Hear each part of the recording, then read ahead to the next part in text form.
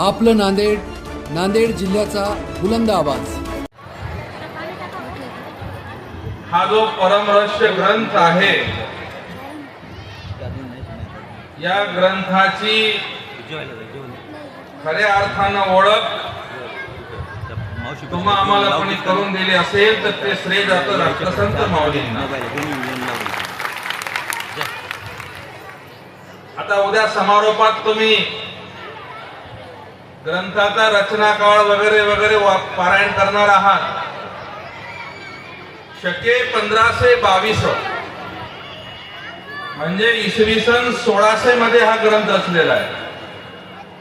426 वर्ष होऊन गेली या ग्रंथाला आता,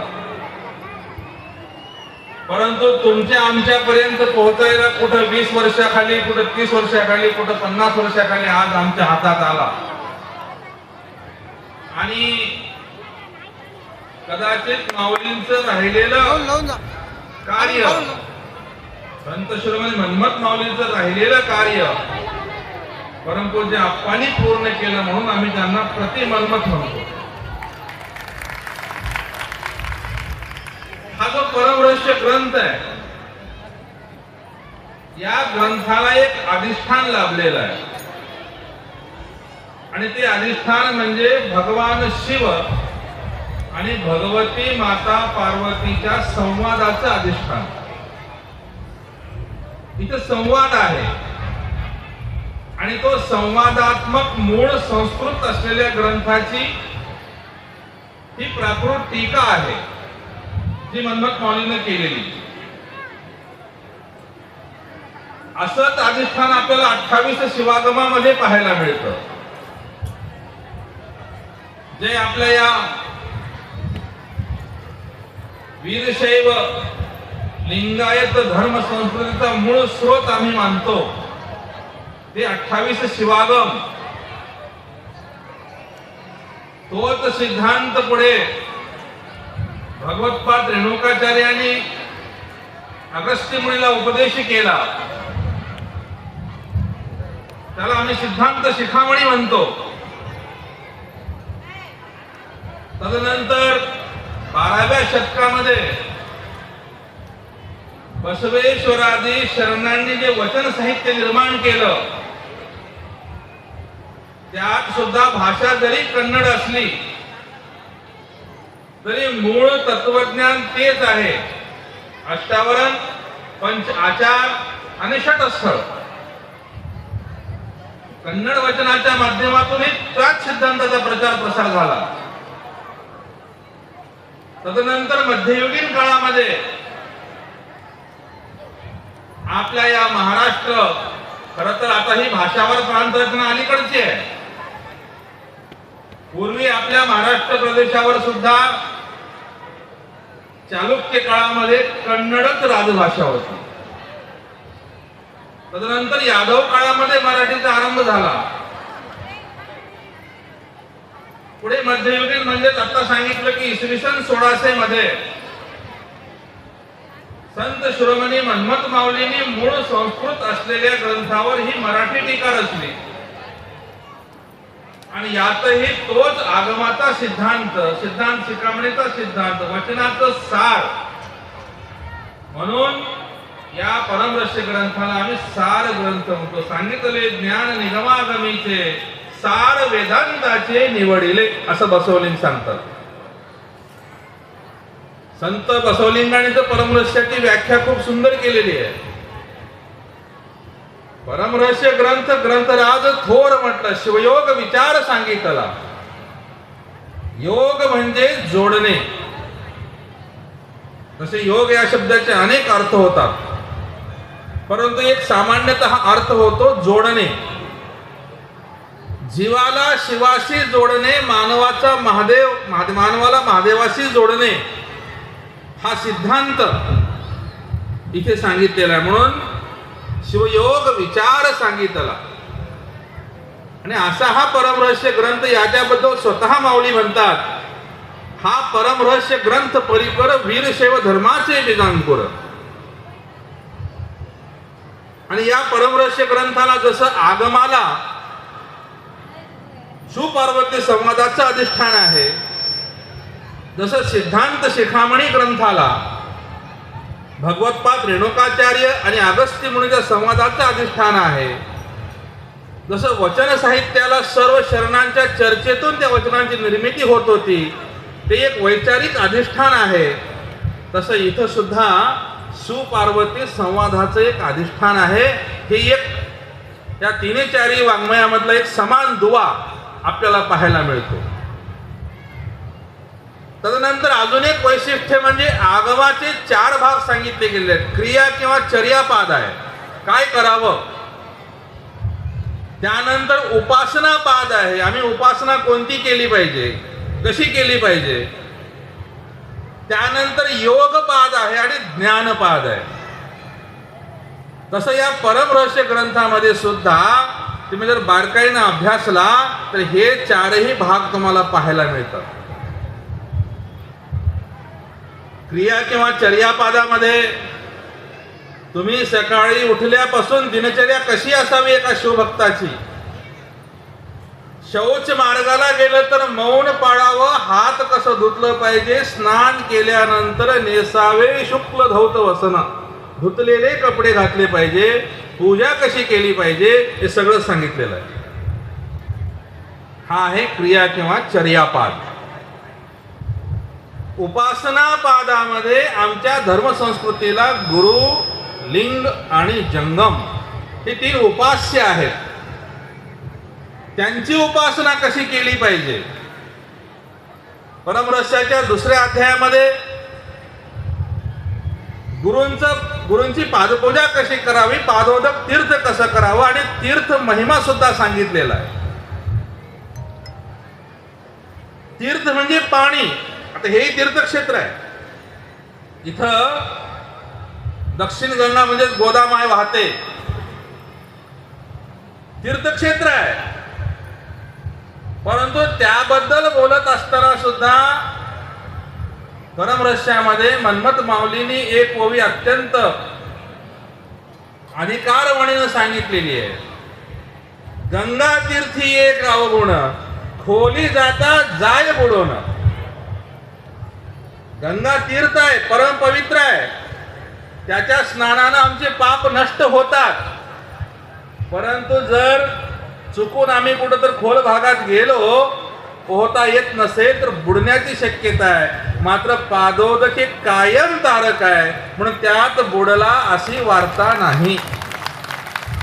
कायम तारक आहे ते. पादोदकाचं महत्व 2ऱ्या अध्यायात सांगितलेलं आहे.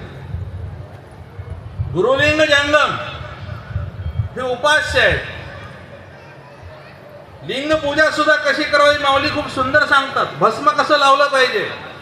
आधी लिंगाशी विभूती अवधरे जे कोटी उरेल ती मस्तकी लाविजे, मग त्रिपुंड चर्चेचे ललाट भरी, लिंगमुखी घालोनी शीतळ वगैरे वगैरे सगळं तुम्ही पारायण केलं. आता मी फार सांगत बसत नाही परमरहस्य. म्हणून क्रियापाद आहे, उपासना पाद आहे. योग पादामध्ये मूलाधार चक्रापासून सहस्रार चक्रापर्यंत पंचाक्षर षडाक्षरापैकी कोणतं अक्षर कुठं आहे, न म शी वा य, ही प्रक्रिया कशी आहे, किती दळाचं कमळ आहे, हा योगाचा अत्यंत गूढ आणि सूक्ष्म असा भाग सुद्धा माऊलींनी ग्रंथात सांगितलेला आहे. आणि त्यानंतर मंगलाचरणापासून समारोपापर्यंत या धर्म संस्कृतीचं जे तत्वज्ञान आहे, याचं परिपूर्ण ज्ञान तुम्हाला या ग्रंथातून होतं. म्हणून हा एक परमरहस्य ग्रंथ जर आम्ही बारकाईनं वाचला, त्याच्यावर चिंतन मनन केलं तर तुम्हाला वेगळं काहीही वाचायची गरज नाही. केवळ परमरहस्याच्या अभ्यासावर सुद्धा तुम्ही एक उत्तम कीर्तनकार, प्रवचनकार होऊ शकता. नवे नवे एक चांगले शिवभक्त होऊ शकता. आम्ही पारायण तर करतो, त्याच्यात परायण होण्याचा प्रयत्न केला पाहिजे. आणि म्हणून असा हा जो परमरहस्य ग्रंथ आहे, याबद्दल मी मगाशी उल्लेखलेल्या अभंगामध्ये बसवलिंगाने सांगितलं की मन्मथ शिवराजे केले नवलपरी, केले कपिलाधारी परमरहस्य. नवीन काय हो, नवीन काहीच नाही, हे सगळं जुनच आहे. काही लोक म्हणतात हे सगळं नवीनच आहे. नवीन नाही, मी इतिहास सांगितला तुम्हाला. अजून एक तुम्हाला माहिती सांगतो, फार मजेदार आहे. परमरहस्याची रचना आहे शके 1522. शक नाही कळलं ते इसवी सन सांगतो 1600, आणि त्याच्या अगोदर फक्त 10 वर्ष म्हणजे शके 1572 संत एकनाथांनी ज्ञानेश्वरी परिशुद्ध केली. आणि ज्ञानेश्वरीचं अगोदरचं नाव आहे भावार्थ दीपिका. संत एकनाथाने त्याला ज्ञानेश्वरी हे शीर्षक दिलं, परिशुद्धीकरण केलं. आणि ते कधी केलं? शके 1512 आणि हे 22, फक्त 10 वर्षाचा फरक आहे. एवढा मोठा ग्रंथ, एवढ्या तत्वज्ञानानं भरून उरलेला ग्रंथ, म्हणून याला माऊलीने जे शीर्षक दिले ना ते सुद्धा सार्थ आहे. परम रहस्य. परम म्हणजे आता याच्यापेक्षा अधिक नाही. रहस्य म्हणजे गूढ. कोणतं गूढ आहे? या स्वसंस्कृतीचं जे वेद, उपनिषद, आगम, वचन साहित्य, सिद्धांत शिखामणी सगळीकडे विखुरलेलं जे ज्ञान आहे ना ते तुमच्या आमच्यासाठी माऊलीनं एकत्रित करून आम्हाला सार रूपानं दिलं. आमच्यानं डेराबळ मडकभर ताक पिणं होणार नाही, पण माऊलीनं मंथन केलं आणि वाटीवर लोणी आमच्या हातात दिलेलं आहे. आणि म्हणून हा सार ग्रंथ आहे. म्हणून कधी कधी काही ओव्या डोक्याच्या वरून निघून जातात आणि त्यासाठी हे प्रवचन पाहिजे. परम रहस्यानंतर प्रवचन. आणि अगोदर आपल्या सप्ताहाची एक परंपरा होती. आता इथे आमचे ज्येष्ठ बाबा वगैरे सगळे त्यांनी ते साक्षीदार आहेत. अगोदर सायंकाळी शिवपाठ होत नव्हता, शिवपाठ पहाटेच होत होता आणि सायंकाळी पोथी प्रवचन होत होतं. परम रहस्यावर बोललं पाहिजे. आज किती अध्याय झाले त्यावर बोला. हा, तर परम रहस्य आम्हाला समजला पाहिजे. आणि म्हणून सर्वसामान्याला हे तत्वज्ञान समजावं म्हणून राष्ट्रसंत माऊलींनी इसवी सन 2003 किंवा 4 ला आमच्या भागात कर्णा नावाचं खेडेगाव आहे, तिथं झालेल्या अनुष्ठानामध्ये कर्म ब्रह्मसंपदा नावाचा ग्रंथ रचला. जी परमरहस्यावर टीका आहे, गद्य रचना आहे. कर्म ब्रह्मसंपदा आवर्जून तुमच्या संग्रही असलं पाहिजे. आहे ना उपलब्ध? इथे विक्रेत्यांच्याकडे उपलब्ध आहे म्हणे. तो तुम्ही वाचा तर तुम्हाला परमरहस्य कळेल. जसं 4 वेद समजण्यासाठी वेदांताची म्हणजे 108 उपनिषदांची निर्मिती झाली, तसं तुम्हाला जर परमरहस्य कळायचं असेल तर कर्म ब्रह्मसंपदा तुम्ही वाचा. अशा रीतीनं या परमरहस्य ग्रंथाचं पारायण करून तुम्ही यामध्ये परायण आहातच म्हणून इथे एवढी संख्या जमलेली आहे. खरं तर मी आता पाहिलं, अत्यंत कुठल्याही जवळ हायवे वगैरे नसताना, वाहतुकीची साधनं नसताना एवढ्या बहुसंख्येनं तुम्ही इथं आलात. काय कारण काय? तर तुम्ही एक अभंग नक्की ऐकलेला आहे. आम्हा सुख दिसे संताची ये पायी, संत ते अक्षयी समाधान. हा अभंग तुम्ही ऐकलेला आहे. म्हणून जिथं संत आहेत, राष्ट्रसंत आहेत, त्यांच्या चरणापाशीच आम्हाला खरा आनंद आहे, खरं सुख आहे. आता थोडं बहुत वारा वावदान पाऊस पाणी हे होत असते. भक्ताची परीक्षा घेणं साहजिकच आहे ना हो. हे असं होतच असते आणि कुठल्याही मोठ्या नियोजनामध्ये हे असं होतच असतं. 2007च्या राजूर म्हणजे अहमदपूरच्या सप्ताहाच्या मिरवणुकीत संध्याकाळी वावदान झालं होतं, आहे की नाही? 18 ते 25 मेला होता सप्ताह आपला 2007ला. कुठेही होत असतं हे. खानापूरला झालं होतं एक दिवस. तुमची परीक्षा आहे, तरी जरी वारं आलं, वादळ आलं, पाऊस आला, तरी तुमच्या मला समजलं की इथं तो तिकडला मंडप पडला, पण सकाळच्या युवकांनी जसं काही जणू काही झालंच नाही असं अगदी श्रमदान करून आपल्या भक्तीच्या शक्तीच्या जोरावर, एरवी दररोजचं 800 रुपये हजेरी दिलं तर कोणी काम करायला तयार नाही. केवळ भक्तीच्या प्रेरणेनं, केवळ भक्तीच्या शक्तीवर या युवकांनी लगेच तो मंडप उभारला. आणि एवढ्या लोकांचं प्रसाद वितरण असेल, हे नियोजन असेल, हे एवढं सोपं कार्य नाही. परंतु हे करून घेणारे संत श्रीमंत मन्मथ माऊली, ते राष्ट्रसंत माऊली आहेत म्हणून हे शक्य आहे. त्यांच्याच नावावर चाललंय हे सगळं. आणि म्हणून अशा या ज्ञानरूपी हे वाङ्मय सेवा आहे. बसवलिंग त्या अभंगात पुढे म्हणतात, बसवलिंग म्हणे ब्रह्मचे निर्गुण, ते केले सगुण शब्द बळे. या परमरहस्य ग्रंथातला एक एक शब्द म्हणजे साक्षात ब्रह्मस्वरूप आहे.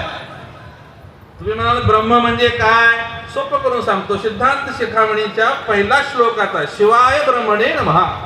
शिव तोच ब्रह्म आहे आणि ब्रह्म तोच शिव आहे. म्हणजे या परमरहस्यातला एक एक अक्षर साक्षात शिवस्वरूप आहे. म्हणून त्याची ही वाङ्मयीन सेवा तुम्ही करत आहात, अभंग वाङ्मय सेवा करत आहात. म्हणून कुठे पडू नये देऊणे, जाणे अंतरीच्या खुणे, या न्यायानं या संत वचनानं हा अत्यंत भव्य आणि दिव्य स्वरूपातील हा सोहळा इथे पार पडत आहे. या सोहळ्यामध्ये खरं तर मी मगाशी म्हटल्याप्रमाणे नांदेडच्या BK हॉल पासून ते अहमदपूरच्या सप्ताहापासून मी साक्षी आहे. त्या सगळ्या सप्ताहात आम्ही काही ना काही 1 दिवस, कुठं 2 दिवस, 5 दिवस आम्ही हजेरी लावण्याचा प्रयत्न केलेला आहे. जेवळीला पण मी आलो होतो. अशा रीतीनं याही वर्षी आमच्या वेळेगावकर परिसरातील मंडळी आणि समितीनं निमंत्रित केलं. त्या निमित्तानं तुम्हा सर्व शिवभक्तांचं दर्शन मला झालं. त्या प्रसंगी एवढंच बोलून तुम्हा सर्वांचं अभिष्ट चिंतन करून आता आरती झालेली आहे. आरतीच्या पूर्वी हा थोडासा ज्ञानप्रसाद झाला. आता आरती झाली की प्रसाद म्हणजे नैवेद्य लागतो. महाप्रसादामध्ये जास्त वेळ न घेता दिलेल्या वेळेमध्ये माझे मी 2 शब्द मी संपवतो. ओम शांती शांती शांती. संत शिरोमणी मंगल स्वामी महाराज की, राष्ट्रसंत सद्गुरु शिवलिंग शिवाचार्य महाराज की, हर हर. सर्व गुरुऱ्यांच्या नावाचा जयघोष आपण करण्यात वेळ घालण्यापेक्षा एकदा जोरात सर्व गुरुऱ्यांसाठी टाळ्या वाजवायचा. हर हर. खरंच गुरुवर्य सिद्धदेव गुरुमाऊलींनी अतिशय त्यांचं खूप असं, त्यांना वीरशैव सिद्धांताचे गाढे अभ्यासक म्हणून आपण ज्यांच्याकडे बघतो